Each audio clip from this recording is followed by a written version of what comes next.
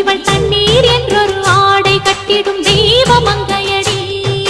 தையம் தீயம் தக்கு தீயம் தக்கு தையம் தீயம் தக்கு தீயம் தக்கு தையம் தீயம் தக்கு தீயம் தக்கு தையம் தீயம் தக்கு தீயம் தக்கு